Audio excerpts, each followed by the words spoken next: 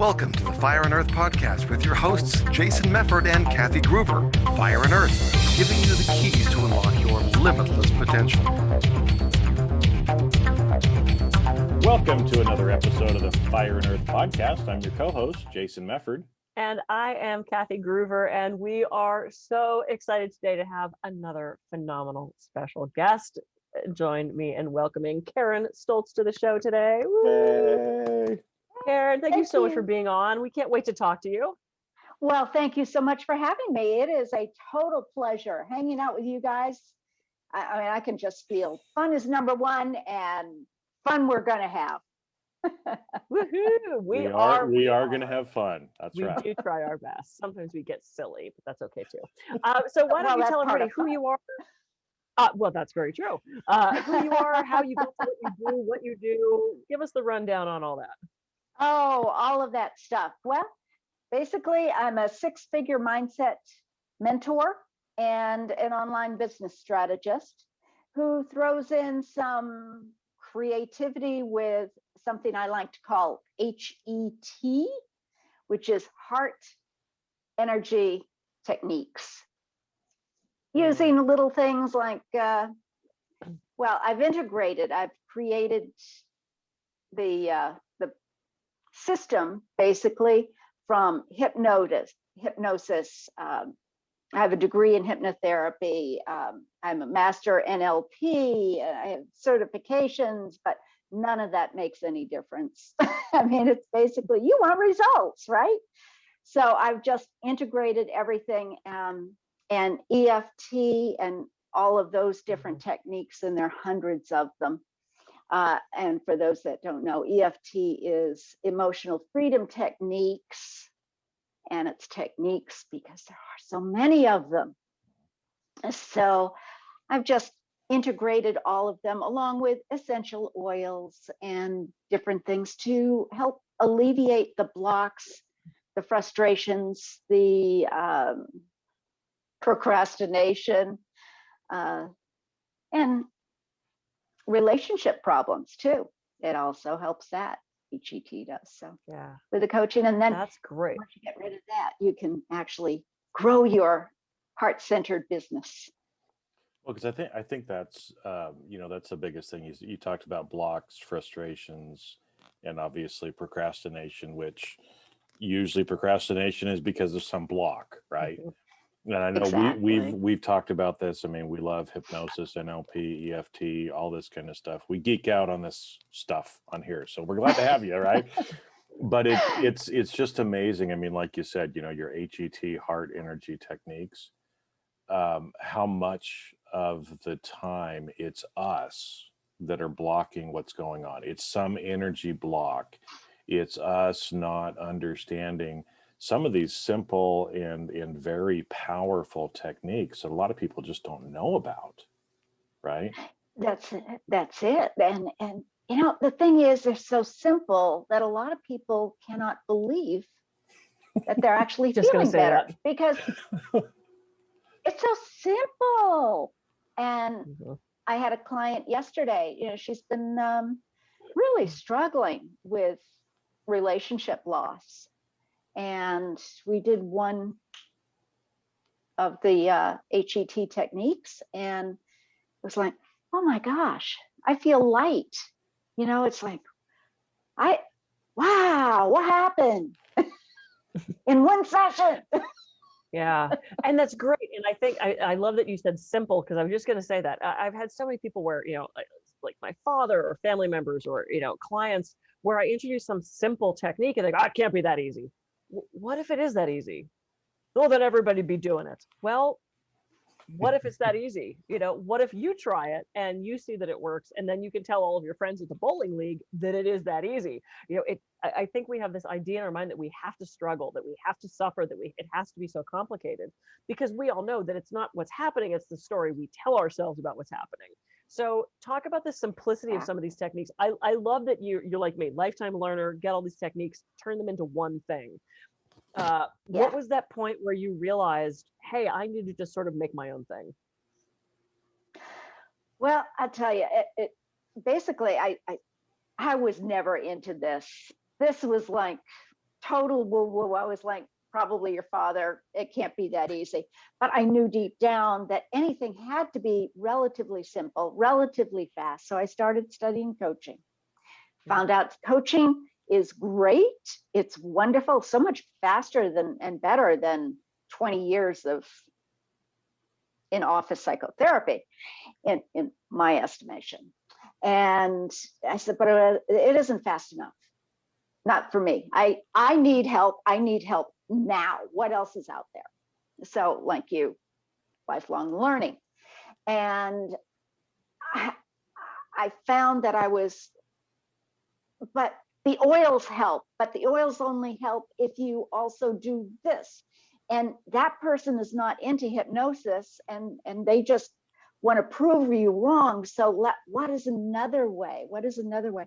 And finally, after all these certifications and degrees and whatnot, I said, there's got to be a way to put it all together. And that is it. So basically, after I talked to one of my clients, we find out what the situation is, and we just start moving towards it. And let's free it up. You know, EFT is another word for EFT for your listeners. If they don't know, they probably do, because you're very, tapping. I also like the ease of it and the forgivingness of it. The one thing my clients often say is, I don't know if I'm doing it right. You can't do it wrong. You can't do it wrong. And if you feel better, you know, there's certain, I don't know that we've actually had an EFT person per se. We have Mike Mandel on who talked about it, and we had Mark on who talked about Ho'oponopono. But you know, there's certain locations that you're supposed to tap. I don't do EFT, but I think I kind of remember it's the side of the hand. If you feel better when you're done, you didn't do it wrong. You know, do you feel better at the end? I think that's with so many things, you know, with any of these techniques, it's, do you feel better? That's it. Do you feel better? It's that simple. Well, and I think it's great. I mean, it's like that. You know, it's like, I mean, your clients come in, they kind of tell you what's going on, and then it's like you have a pharmacy. You know, we're not talking about pharmacology here, but you know, effectively where you can say, well, okay, there's these 5 things that can help you. Let's now create something that's going to work for you, right? Because I remember, you know, when we were talking with Mike Mandel about hypnosis, there was somebody, I mean, he's a huge in hypnosis, but he's amazing. Hypnosis just wasn't working for this one client. And so he did EFT with him, and it was like, boom, that hit it for him. And so having all these different tools, I think, is fabulous, because like you said, just one by themselves might not do it. Different people react, you know, differently to different things. So you have a whole medicine cabinet, if you will, of ways to help people. But I wanted to kind of come back because we taught, you know, talking about energy, and you used a word, you said your client felt light. And I just wanted to talk about 2 words that I hear people say a lot. And I used this word for a long time: heavy. I feel heavy, right? Excuse me, versus light. So maybe if we can talk a little bit about the energy, because also, you know, you think about like the energy spectrums, you know, fear, depression down at the bottom, you know, well-being, happiness, joy at the top. That is there seems to be a connection too, right? That when people are using words like heavy, they're in emotions that are down in those lower frequency energy areas. When they feel light, they're up at the top as well, right? So I'm guessing you have a lot of people that come to you, they're heavy, they say things like that. So how do you help them kind of move back up? Because that's what you're really kind of move it up do, right? Exactly. The first thing, I have a program, actually my big program is Awesome Life Success. And awesome is an acronym, with the A being for awareness. So becoming more aware of us and how we're feeling. And like you say, those lower scale emotions, the guilt, the fear, depression. And I'm not a psychologist. Thank you guys. I'm not there.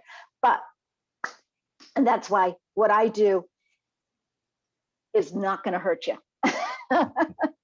And may as well try it, right? So anyway, I asked them to become very aware and notice if you were holding your hands out and your left hand was the way you're feeling now, and the right hand is the way you want it to feel instead, what would that be like? And whenever you have an issue that you, golly, I just don't know what to do. I'm not sure. If you just sit back and take a moment and say to yourself, which feels lighter? And whatever the answer is fine. There is no right or wrong. It is absolutely fine. Just be aware of it, acknowledge it, take it, and be responsible for it. And I can't tell you how many times I have sat down on my couch saying, I should go upstairs and go to my office and I should be doing this, but I'm also very aware that if I am in that I need to, I have to mode, I'm going to do a bad job. I'm going to do a horrible job. Right. No, I love it. And it's so funny. I traveled recently. It was so nice to be in an airport. I forgot what a microcosm of craziness being in an airport is. I got to see 3 exceptional examples of reactivity, of entitlement, of judgment, of just nastiness. And I just kind of got to sit back and go, I got to the airport. I love to read on planes. That's the time I have my alone time. I brought my book, but stopped into the store and I was called to this book, The Greatest Secret. So it's sort of like the follow-up book to The Secret. Now, I didn't like The Secret because it was all material. I want this car, I want this house, I want this girl, I want this, it was very material based, which is not why we manifest things. It helps. I'm not saying we shouldn't have material things. Often, though, we want more spiritual development. So I bought this book kind of almost begrudgingly, but it kept calling to me. So I start reading it. It's all about awareness. It's all about 100% of awareness. And I'm sure I use the word awareness all the time. What's hilarious, though, is in the past 5 days since I picked up this book, every interview I've done has been about awareness. Every client conversation I'm having is about awareness. There are no accidents. Today, it's about awareness. It's about awareness. Awareness. Darn you. It all starts with awareness, It's true. And I just literally got off a call about my new book on communication. And they said, what are the keys to communication? You have to know what you want. You have to be aware of what you want, how to communicate that. Because if you don't know what you want, you're not going to be able to get it. You don't get into an Uber and say, take me somewhere, and then be mad that you didn't get to where you wanted to go. You have to know your destination and then trust that the Uber driver / the universe is going to get you there. So I love that you start with awareness. That is just the key to everything. It absolutely the key. The other part of that is action, inspired action. Yeah. So like you say, you get into your Uber and take me somewhere, that doesn't help. But all right, so I know I want to go to the West Coast. I live here in Maine. I want to go to the West Coast. But without a plan, without the right action, you're not going to get there. Or maybe you will, but it's going to take you a whole lot longer. Yeah. So, yeah, that's true. If you don't have a map and you hope you pick the freeway that goes west. and you find out, no, wait a minute, I'm on 91 going south. Right. And I love that question that you asked too. Which feels lighter? I love that. Right, because again, I've noticed in one of the coaching programs that I'm going through as a student too, a lot of the coaches, one of the questions that they'll ask is kind of similar to that, which is just, it's kind of a kick in the face when somebody does it, right? Because we're usually committed to struggle. We're committed to making things harder than they have to be. But it's like, why are you making an issue out of something that's not an issue? Or why can't it be light and easy? You know, and I think a lot of times that's such a very simple question, right? Which again might go back to some of the NLP stuff, right? Because that's a lot about asking questions, because the quality of our life is determined by the quality of questions, right? That's right. That's From right. NLP, okay? So, you know, asking those questions and then going that way, because again, like you said, if you're trying to get to the West Coast, there's a lot of different ways you can do it. You can just walk out your door, you can start walking. Turn right. And 3,000 miles is going to take you a long time, right? Well, it's like you put the address in your phone and you forget that it's on walking mode instead of car mode. 4 hours to get downtown. What? I did that once. It was like, wait a minute, 37 days? Yeah. Excuse me. Sorry. Right. So you can here we go, and it's unscripted too. So laughing too much, getting a little something in my throat. So you can choose to do that. You can drive. You can go get on an airplane. There's different options you have, right, as well. And which one is the easiest for you? So, Well, and where on the West Coast? Yeah. That's a big thing. You want to go to Portland? Yeah. You go from Portland to Maine to Portland, Oregon. You know, Portland's not quite on the coast, but you know, you got the Oregon, you got Washington, you got California, you got Mexico. Where do you want to go? And that's why I love the specificity of it too. And when we've talked with people like Victoria, who came on and did law of attraction and manifestation stuff, it is about that specificity. And I remember affirming years ago when I was an actor. And I've told the story before, you know, I want to be a working actor. I want to be a working actor. I'm a working actor. And I realized, no, I'm already a working actor. I want to be a paid working actor. So I started doing that affirmation. I am a paid working actor. And then I got a gig that paid like $4 an hour.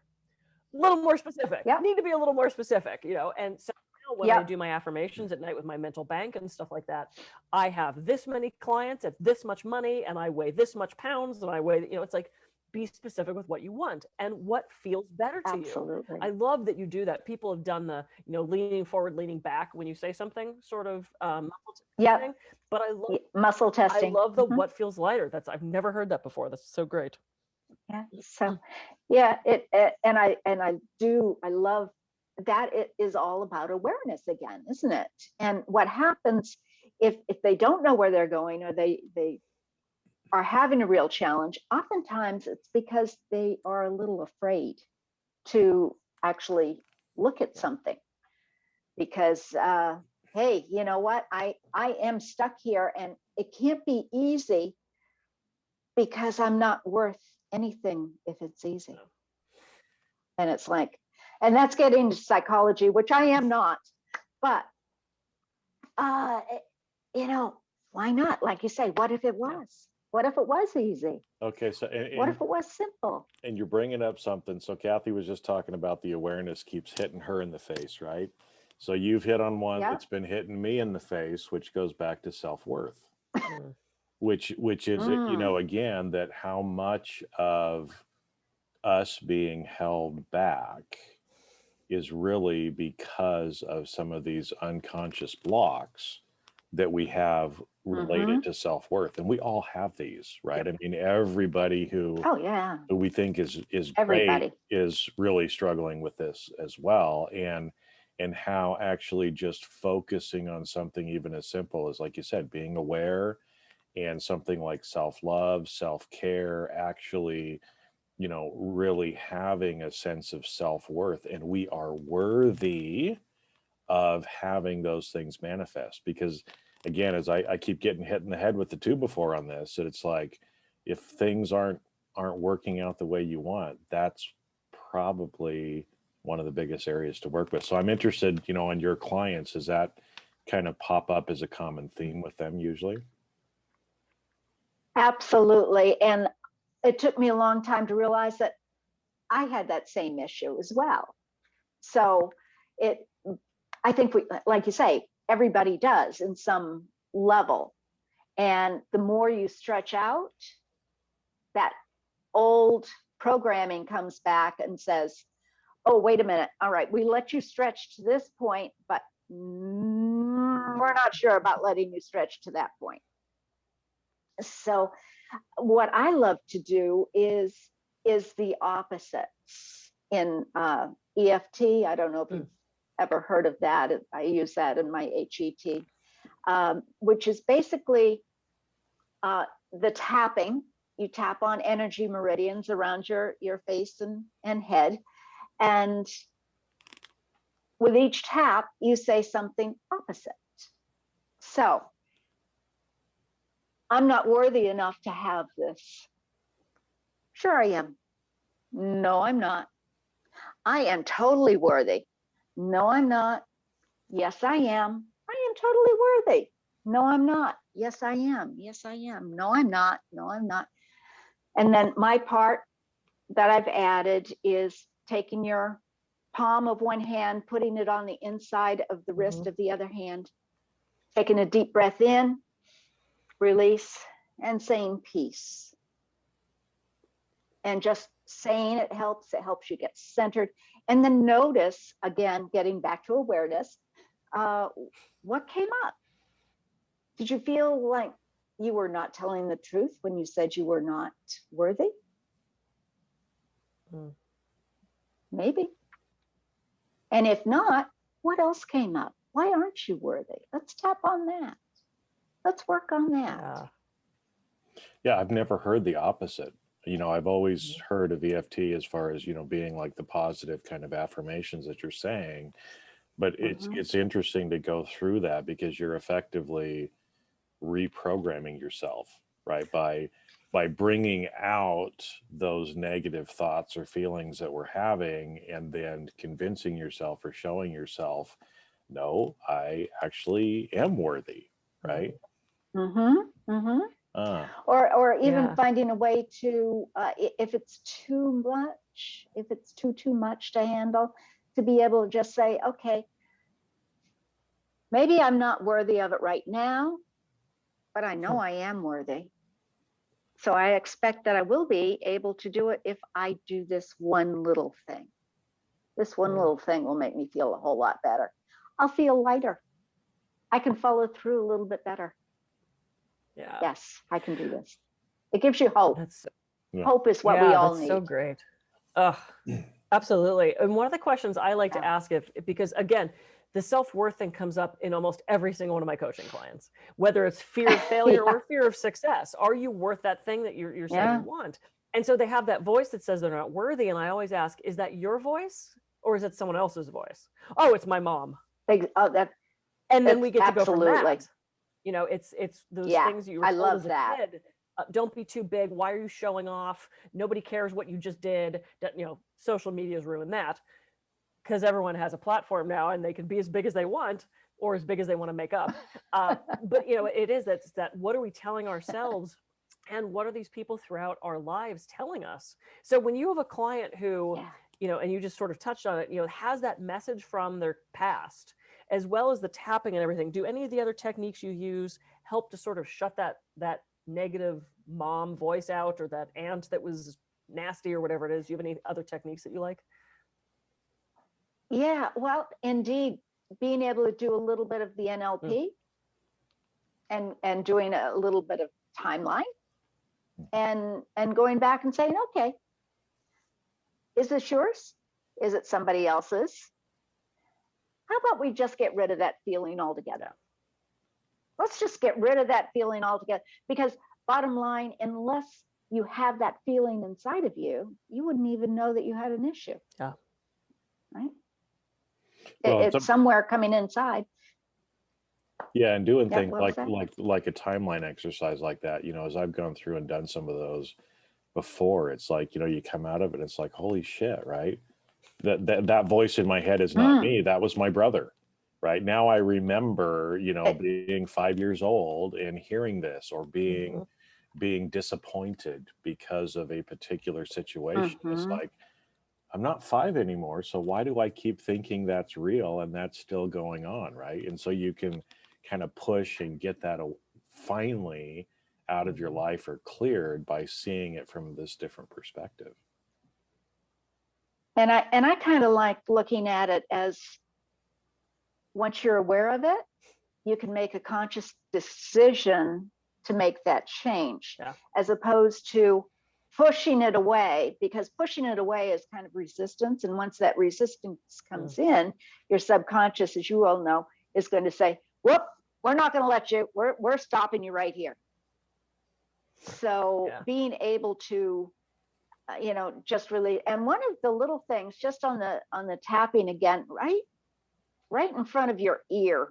I have my thing there, but right in front of the top of the earlobe, right at the top of the ear, there's a little soft spot there. And that is where our trauma, all of those things create trauma in us. And that's where they're kind of held.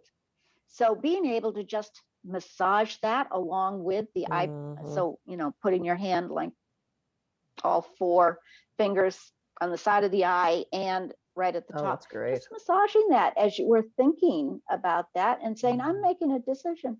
I can let that go now. That wasn't mine. I don't need to carry my mother's stuff. So. Anyway. Oh, that's great. That's so awesome. And of course, we're almost out of time because this is what we do. It's been so fun having you. So any final thoughts, any tip, the tapping is awesome. Any other tips that you can give that someone can do as soon as we get off this show, that they can just make it a small change in their lives today? Sit back and notice that heavy and light. If it is something that you really want to do, and you're not doing it, procrastination. And rather than analyzing, why am I not doing this? Just notice, if I did this, would it feel better or not? And notice that heavy and light. And I actually put my hands out there. Yeah. And this is something, and okay,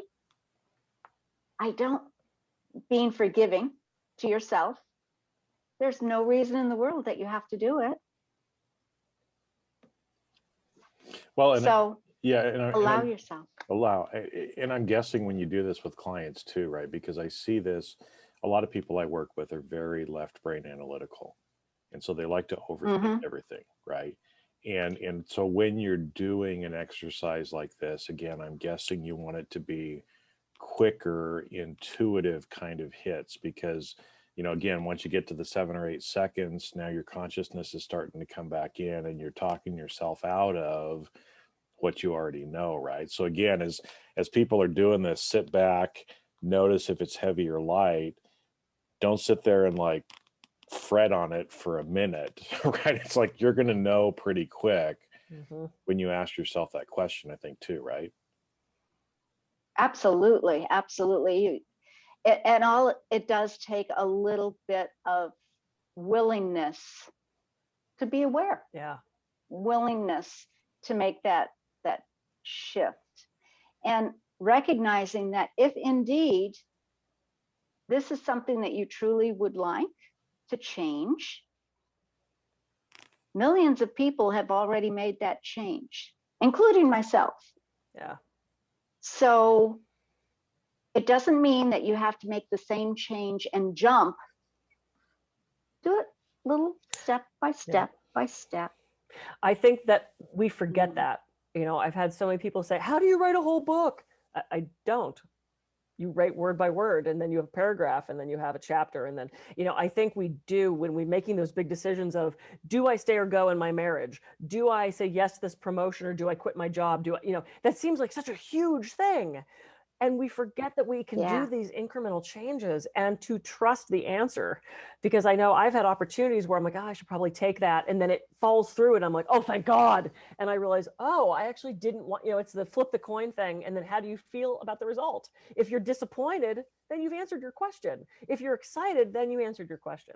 So I think it is about questioning, sitting in that stillness and listening, and then knowing you can make those changes incrementally. And also journaling. Journaling is so powerful, so powerful. I had a client, she's been really struggling with her coworker and the situation, and what do I do? Okay, so we did the EFT, we did a lot of other stuff. And I said, now, what I want you to do is sit down and write all of the good things about having this person there, and the negative things as well. Mhm. And take a look at it and say, notice the emotions that are coming up. These are the good things. These are the not so good things. Well, guess what? The next day, the very next day after that exercise, the woman quit her job. Yeah. She was out of the office. Not an issue. Yay. I love it. I love it. Yeah. So It doesn't have to be hard. What if it was just easy? Yeah. Karen, this has been fabulous. Jason, any final thoughts before we get Karen's contact info? Well, I think just as you said that, with that client that did the journaling and then the next day, I mean, it gets back to, again, one of the common themes that I've heard over and over again. We already know the answers to our questions. We just got to get out of our own way. Right. And so doing things like, that sit back, put your hands out, ask yourself the question, which feels lighter. We already know. We just have to be aware and accept. And I think, what you said, we have to be aware and then make a conscious decision. Right. So again, whether it's that exercise, whether it's journaling, we probably already know the answer. We just have to use some of these techniques and then trust ourselves that really is the right or the best decision. And the other thing is, so many people are afraid and don't do anything because they think, oh my gosh, once I make a decision, I can never make that decision again. Right. It's like, no, when I was a kid, I hated broccoli. I still don't like it, but I'll eat it now. Right. Heck, in 10 years, I might just love the stuff. Right. I have the choice. It's my right to make different choices at different points in my life. So it's that way for everybody with everything. Just because you make a decision now doesn't mean you can't change it later. Right. Absolutely. I love it. Well, that's it exactly, isn't it? Yeah. 3 months is the time that I usually give people, are you feeling good about it right now? Let's make it happen. Mm-hmm. If at the end of 3 months, you say, you know what, that may not be what I wanted after all. I wanted something else. Fine. Exactly. We can shift it, but give it some time. Give it some time. Yeah. I agree. Oh, this has been a fabulous conversation. How can everybody reach you, Karen? Well, thank you so much for having me. This is awesome. Well, you can reach me on Facebook at Karen Stultz. That's KarenStultz. I have a website of KarenStultz.com. Surprise, surprise. And I actually am having a Facebook challenge, making 5,000 in 15 days, creating programs and getting rid of those blocks. So that's coming right up for the second quarter of the year. And that's on Facebook. So. Awesome. Yay. We will make sure we send people there. This has been a fabulous conversation. Everybody be aware. This is going to be my word for the rest of the month. Awareness. Awareness. Keeps hitting me on the head. Jason, you could do self-worth. I'll do awareness. We'll reconvene and we'll see how it's going. And then well, now that I'm aware of my self-worth issues, now I can actually make conscious decisions that way. Awesome. Exactly. I'm going to get an Uber. Exactly. I'm going to go somewhere. All right. Come to Maine. Excellent. It's a beautiful place. Oh, I love Maine. It's one of my favorite places. Excellent. I'm Kathy Gruver. I can be reached at kathygruver.com. And I'm Jason Mefford. I can be reached at jasonmefford.com. So go out, take a couple of tips from today's episode and actually change your life this week by starting to make some of those small steps. And we'll catch you on the next episode of the Fire and Earth podcast. See ya. See ya.